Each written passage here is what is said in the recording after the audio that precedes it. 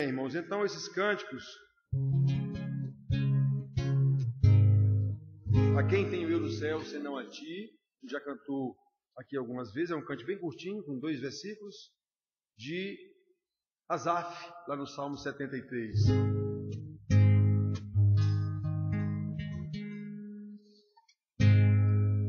A quem tenho eu no céu, senão a ti?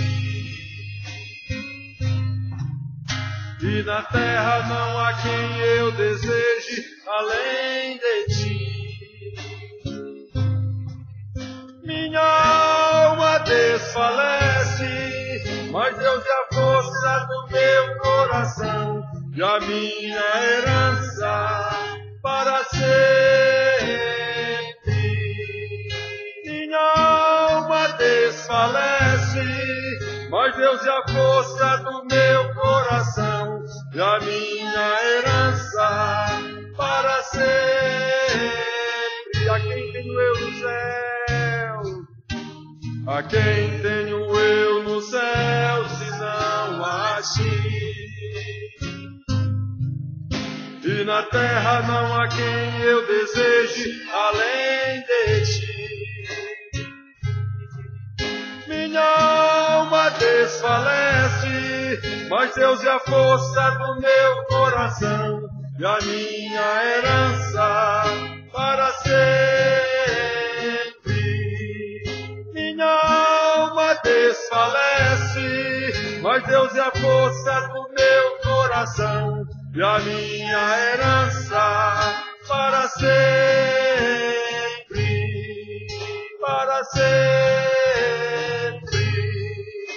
Para sempre.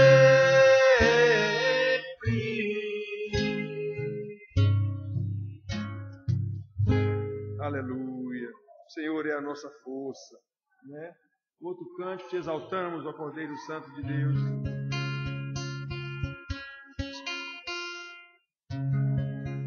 Te exaltamos, ó Cordeiro Santo de Deus, e declaramos as tuas maravilhas. Teu Espírito se manifestará neste dia, trazendo vitória às nossas vidas. Exaltamos, ó Cordeiro Santo de Deus, e declaramos as tuas maravilhas. Teu Espírito se manifestará nesse dia, trazendo vitória às nossas vidas. Quem tentará contra o braço forte do Senhor? Quem impedirá o seu agir? Quem poderá nos resistir? Se a palavra de vitória já foi liberada a nós, se a palavra de vitória já foi liberada a nós, quem tentará contra o braço forte do Senhor? Quem impedirá o seu agir? Quem poderá nos resistir? Se a palavra de vitória já foi liberada a nós, se a palavra de vitória já foi liberada a nós, se a palavra de vitória já foi liberada a nós.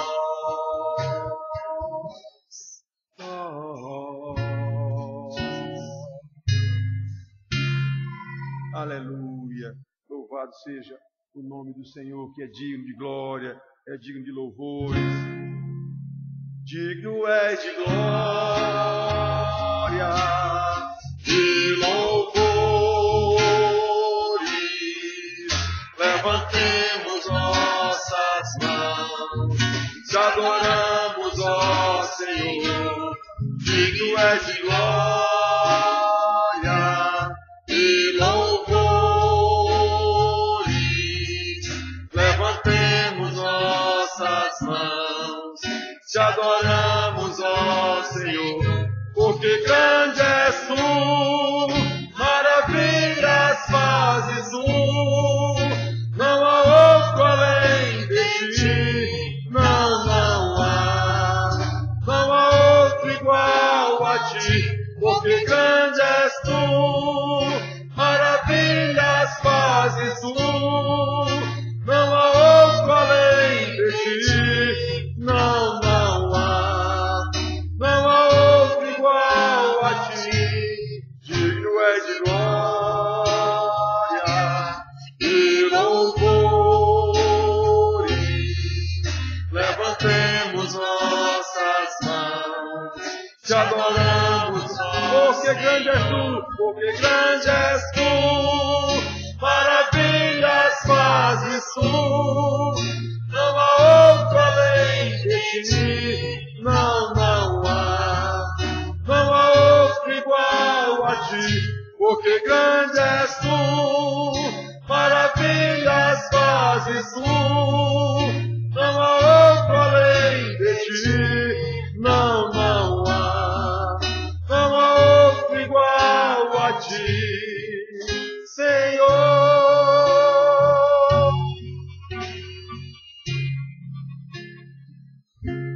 Aleluia. Louvado seja o nome do Senhor. Te louvamos, Pai querido, te adoramos, porque realmente Tu és digno, Senhor. Não só de lábios, não só pela boca, através de cânticos, como o Senhor mesmo Jesus acusou os fariseus de sua época, como Deus acusou Israel no Velho Testamento. Este povo me louva só com os lábios, mas com o coração está distante de mim. Meu Deus, livra-nos dessa desgraça. Que o Senhor nos conceda a sua graça para que nós possamos louvar ao Senhor não apenas de lábios, mas com todo o nosso ser, com todo o nosso coração, com todo o nosso entendimento, com toda a nossa alma, com toda a nossa emoção. Oh, meu Pai querido, aceita os nossos louvores. Agora, Pai querido, estamos quietos para ouvir a Tua voz, pela boca do Teu servo, que vai ministrar a palavra agora. Fala conosco, Pai querido, e nos orienta, em nome de Jesus. Amém. Amém. Presbítero Daniel é o pregador desta noite. Fiquemos todos atentos.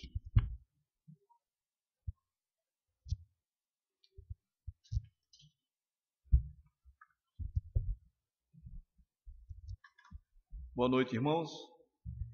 Nós vamos vamos ficar sentados mesmo. Fiquemos em atitude de reverência à palavra de Deus para a leitura do texto que se encontra em Marcos, capítulo 16. Marcos, capítulo 16.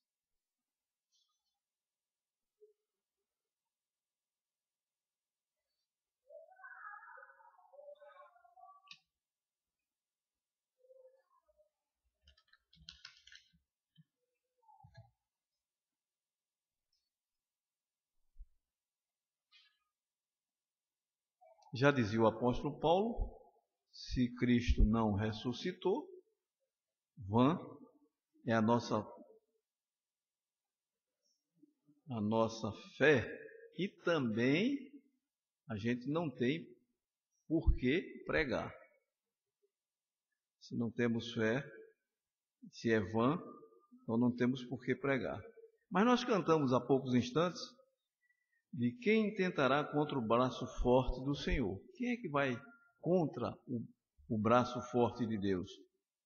E aí o refrão diz: se a palavra de vitória já foi liberada para nós. Então essa palavra de vitória, nós podemos perfeitamente identificar aqui na leitura de Marcos, capítulo 16, começando do verso 1. Eu leio, os irmãos acompanham. Marcos 16, versos 1 até o 20.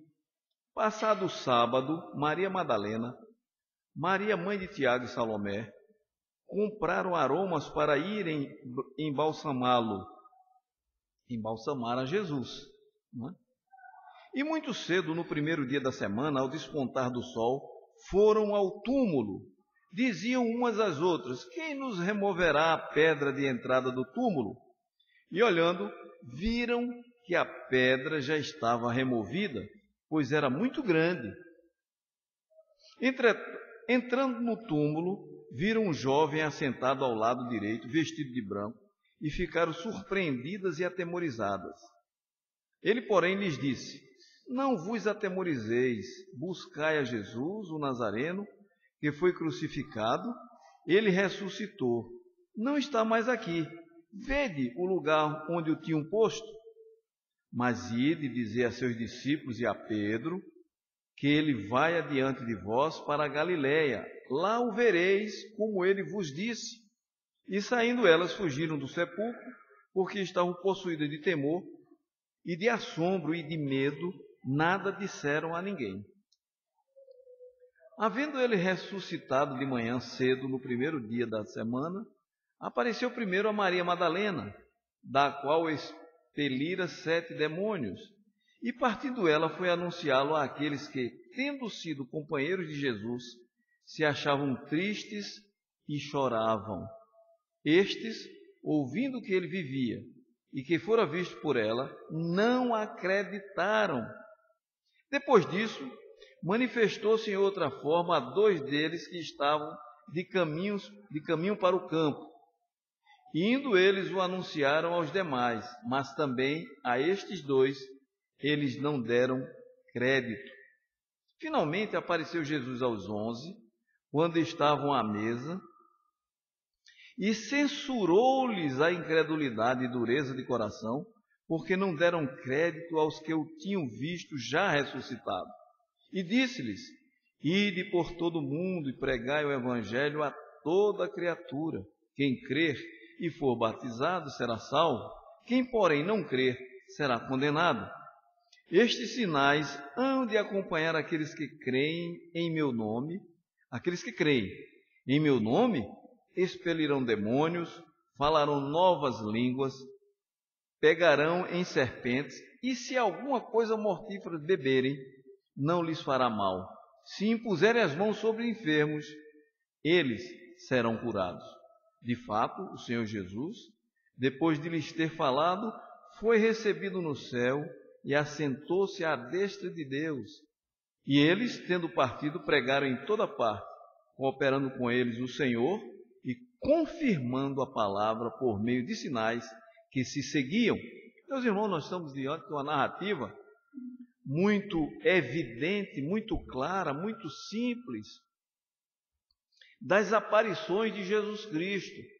O fato é que todas essas aparições, ou de um modo geral, a palavra de Deus tem sido desacreditada.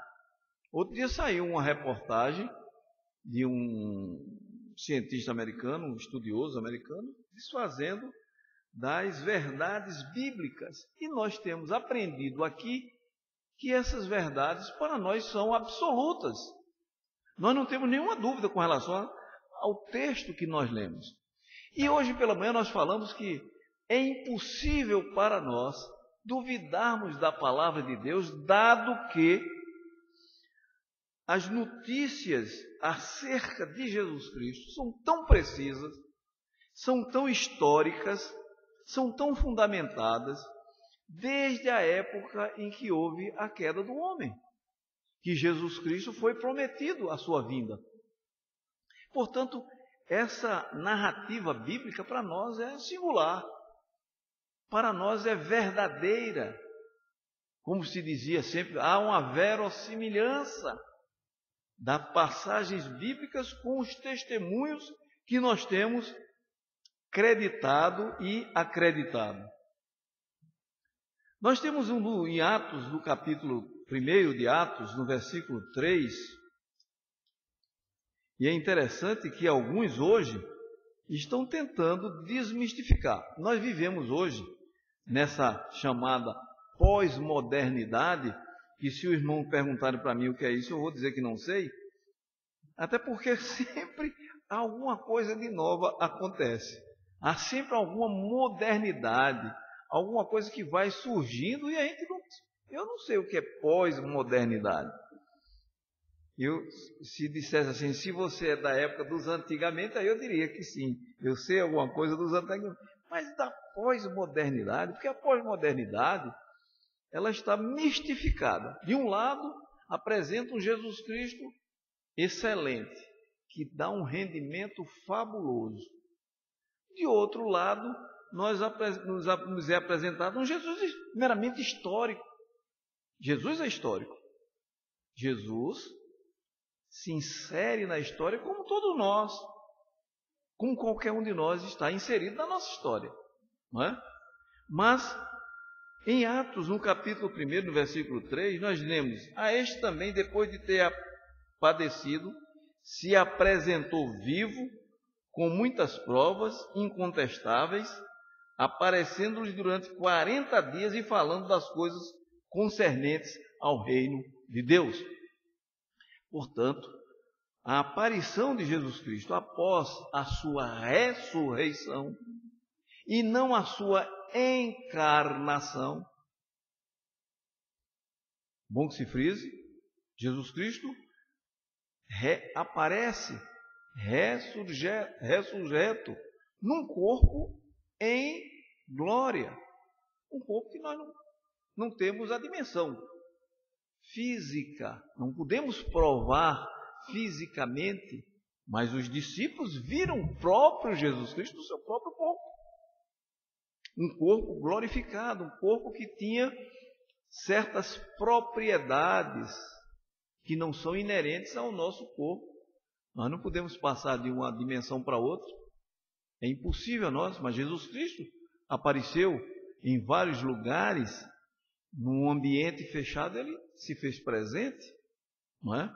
Portanto, a aparição de Jesus Cristo como Cristo ressurreto é uma coisa incontestável, e nós temos a plena convicção. Vimos? Não, mas o relato histórico nos assegura que ele realmente ressuscitou, porque vários irmãos viram. E é interessante que Jesus Cristo se apresenta em primeiro lugar para as mulheres, não é? Marcos 16, Marcos capítulo 16, versículos de 9 a 11. Havendo ele ressuscitado de manhã cedo, no primeiro dia da semana, apareceu primeiro a Maria Madalena. Apareceu primeiro a Maria Madalena. Isso é um acontecimento importantíssimo. Os irmãos já sabem da situação da mulher no contexto daquela época. Não é que não tivesse valor, porque Jesus Cristo valorizou o ser humano, sem fazer distinção de cor, raça, credo, sexo, não é? Mas Jesus Cristo aparece em primeiro lugar às mulheres, não é?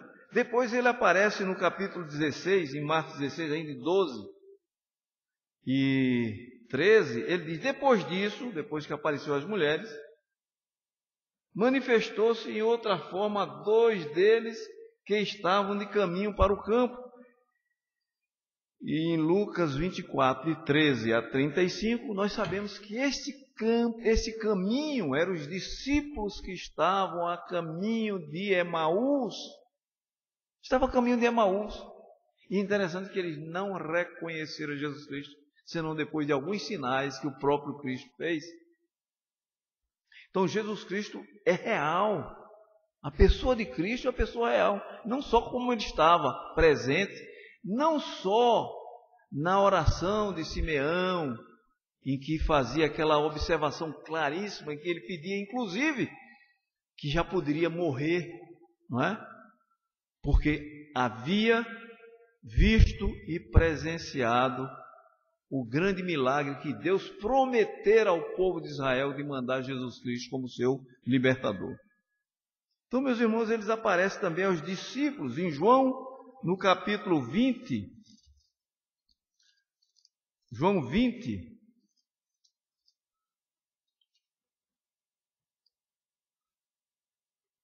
(19 a 23), Jesus Cristo, ao cair da tarde daquele dia, o primeiro da semana, trancados as portas da casa onde estavam os discípulos, com medo dos judeus, veio Jesus, pôs-se no meio deles e disse-lhes: paz seja convosco. E dizendo isto, mostrou as mãos e o lado. Alegraram-se, portanto, os discípulos ao verem o Senhor. Meus irmãos, a narrativa bíblica da aparição de Jesus Cristo, ela é incontestável. Por que nós estamos tratando deste assunto com os irmãos? Porque esta semana eu li um artigo em que punha sérias dúvidas, eu não sei quem leu, mas com certeza hoje, como muita gente lê muita coisa, e principalmente um chamado, Facebook, tem um tal de Facebook, que os entendidos chamam de Facebook, que é preciso ter muito cuidado com as garras de Satanás, que ele vive ali, fumaçando ali por ali, para jogar as suas ideias. Se nós não tivermos cuidado, nós vamos ser tragados por aquele dragão terrível. E ali estavam algumas observações quanto à ressurreição de Jesus Cristo, que ela não existiu, que a ressurreição de Jesus Cristo é um mito, e Jesus Cristo é considerado também na filosofia como um grande mito, mas para nós Jesus Cristo é o Deus presente, Deus real. Meus irmãos, mas também há um fato muito importante aqui em João, no capítulo 20, no versículo 21, quando ele diz: disse-lhes, pois, Jesus outra vez: Pai seja convosco, assim como o Pai me enviou, eu também vos envio. Portanto, há um segundo aspecto na aparição de Jesus Cristo. Primeiro, que a sua aparição foi real. A sua ressurreição é evidente. Segundo, é que ele nos traz para todos nós a grande comissão. Veja o que ele diz. Versos 21. Versos 21. Disse-lhe, pois, Jesus outra vez: paz seja convosco. Assim como o Pai me enviou, eu também vos envio. E havendo dito isto, soprou sobre ele e disse-lhes: recebereis o Espírito Santo, não é? A grande comissão que Deus nos dá na sua ressurreição é a de pregarmos o Evangelho do nosso Senhor Jesus Cristo. Pesa, portanto, sobre nós não somente o entendimento e a certeza de que Jesus Cristo ressurgiu, como pesa também sobre nós o pregar o Evangelho. Agora, interessante é que a pregação do Evangelho, não é? Ela se dá com o aval de Jesus Cristo. Quando ele se apresenta e diz: paz seja convosco, ele está também dando um aval a todos aqueles discípulos para fazerem em nome dele todos os acontecimentos que surgiram e que iriam surgir após a sua ascensão. Portanto, os discípulos que viram a Jesus Cristo, e na narrativa de Paulo, lá no capítulo 15 de Coríntios, também nós temos uma narração brilhante, quando Paulo diz que, inclusive, a ele, Jesus Cristo, também apareceu. Não é? Os irmãos sabem, se lembram disso? Em que Paulo diz, olha, apareceu aos 12. Interessante que Paulo fala dos 12. E não havia 12 ainda. Havia 11. Porque na ascensão, o colégio apostólico foi recomposto após a ascensão de Jesus Cristo. Mas certamente Paulo faz uma observação ao colégio apostólico composto pelos 12 apóstolos. E Paulo diz, apareceu também a uns 500, dos quais alguns dormem. Portanto, a ressurreição de Jesus Cristo teve esta finalidade de mostrar que realmente ele venceu a morte e nos entregar esta grande comissão que veio através de seus apóstolos, que chegou até nós. Por último, nós temos a assunção de Jesus Cristo.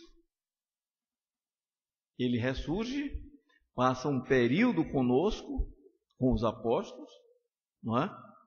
E depois ele então ascende aos céus. A ascensão de Jesus Cristo é alguma coisa importantíssima na vida de todos nós.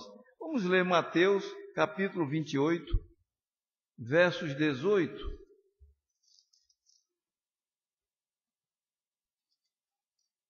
Mateus 28, 18. Jesus aproximando-se, falou-lhes dizendo, toda a autoridade me foi dada no céu e na terra. Ide, portanto, fazei discípulos a todas as nações, batizando-os em nome do Pai, do Filho, do Espírito Santo, ensinando-os a guardar todas as coisas que vos tenho ordenado, e eis que estou convosco todos os dias até a consumação de tudo. Então Jesus Cristo, ele se apresenta para nós como vencedor da morte, porque ele ressurge. Ele se apresenta para nós, infundindo em nós essa grande comissão de pregarmos o Evangelho. E ele se apresenta também como aquele que ascendeu aos céus, que está sentado à mão direita de Deus Pai Todo-Poderoso. Em Atos 17, capítulo 31, nós temos uma descrição belíssima da atitude de Jesus Cristo para conosco. Atos 17, versos 31. Porquanto estabeleceu um dia em que há de julgar o mundo com justiça, por meio de um varão que destinou e acreditou diante de todos, ressuscitando dentre os mortos. Portanto, Jesus Cristo ascende aos céus e agora ele vem fazer um julgamento. Ele é o grande julgador. E é interessante que João também diz para nós que não devemos pecar, porque temos também um grande advogado, que no dia da vinda do Senhor, este grande advogado estará conosco para nos livrar. Livrar quem? Livrar aqueles a quem de antemão Deus o conhecera. Portanto, irmãos, a aparição de Jesus Cristo, após a sua morte, ela é real. Nós não podemos duvidar, porque se algum de nós duvida, você está duvidando da sua salvação. Se algum de nós duvida, nós estamos perdendo a esperança da vida eterna. E a vida eterna, ela se materializa com a ressurreição de Jesus Cristo.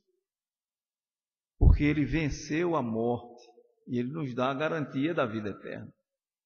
Portanto, a aparição de Jesus Cristo, ela nos traz todas essas consequências benéficas para aqueles que estão em Cristo Jesus. Grande comissão, a sua ressurreição e a sua ascensão. Deus, pois, possa inculcar na nossa mente que a ressurreição de Cristo é real. Ela foi prometida no antigamente. A vinda de Jesus Cristo não foi um acontecimento banal. Quando nós estamos estudando as lições de hoje, nós estamos percebendo na escola dominical que tudo foi devidamente programado, preparado para que Jesus Cristo viesse em resgate daqueles a quem Deus de antemão conhecera.